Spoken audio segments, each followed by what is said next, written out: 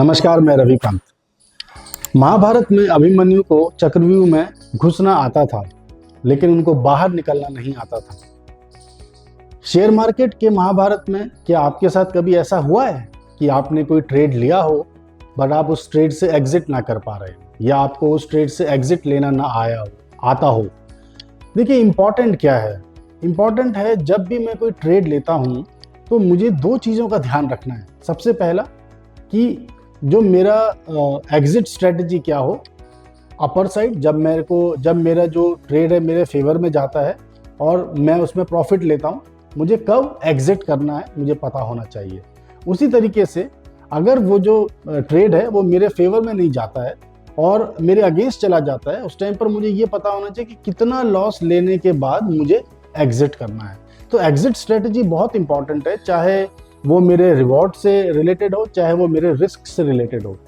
और फाइनेंस में जैसा हमने पहले भी कभी डिस्कस किया है कि रिस्क रिवॉर्ड जो होता है वो बहुत इंपॉर्टेंट होता है। ये बोला जाता है higher the risk higher the return, higher the risk higher the reward, लेकिन ऐसा होता नहीं है, क्योंकि मैं इंडेफिनिट रिवॉर्ड की कामना नहीं कर सकता हूँ। इंडेफिनिट रिवॉर्ड के लिए मुझे रिस्क भी इंडेफिनिट लेना पड़ेगा। तो इम्पॉर्टेंट क्या है, मुझे अपना रिस्क ऑप्टिमाइज करना है जिससे मैं अपना रिवॉर्ड भी ऑप्टिमाइज करूँ। और रिस्क ऑप्टिमाइज करने के साथ साथ जो वो रिस्क है वो एक्चुअली इम्प्लीमेंटेड होना चाहिए।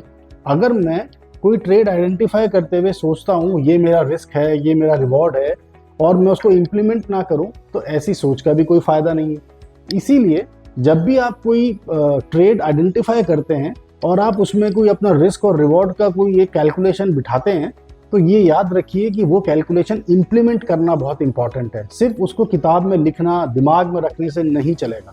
तो फिर पॉइंट क्या है? पॉइंट ये है कि आपने कोई ट्रेड लिया, मान लीजिए आपने 100 रुपये में कोई शेयर लिया, आपका टारगेट था 105। आपको पता होना चाहिए जैसे ही 105 आएगा आपने एग्जिट लेना है।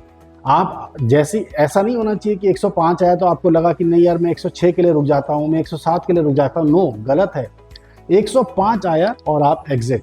उसी तरह से लोअर साइड में अगर ट्रेड आपके फेवर में नहीं जाता है और अगेंस्ट में चला जाता है, उस टाइम पर अगर आपने सपोज 100 रुपये के शेयर में आपने 98 रुपये पे एग्जिट होना था और मान लीजिए वो कहीं 95 रुपये पर चला जाता है, तो आपको वापस 98 का वेट नहीं करना है। आपने 95, पहले तो आपने उसको 98 पे ही काट देना चाहिए था। मान लीजिए आपको 1-2 रुपये ज़्यादा का नुकसान हो गया, किसी वजह से हो गया, तो भी आपने फिर उसमें ये दुख नहीं मनाना है कि अब मैं इसको नहीं काटूंगा, अब मैं इसको रख ही लेता हूँ, चलो मेरा लॉन्ग टर्म इन्वेस्टमेंट बन जाएगा। बिल्कुल नहीं।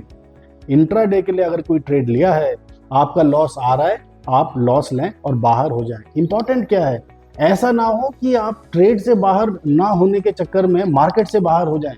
ऐसा ना हो कि आप इतना बड़ा लॉस ले लें कि अगला ट्रेड लेने के लिए भी आपके पास कैपिटल ना बचे।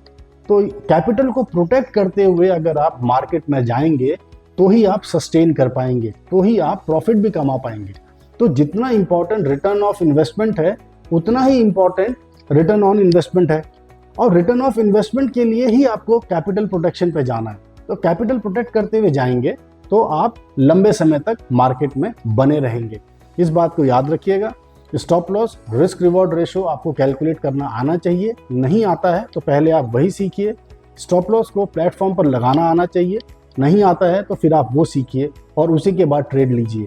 आप देखेंगे कि अगर आप इन चीज़ों को फॉलो करेंगे तो आपका जो एक डर है कि कहीं मेरे को नुकसान ना हो जाए, वो खत्म हो जाएगा और आप एक बेहतर प्रदर्शन कर पाएंगे मार्केट में। Thank you.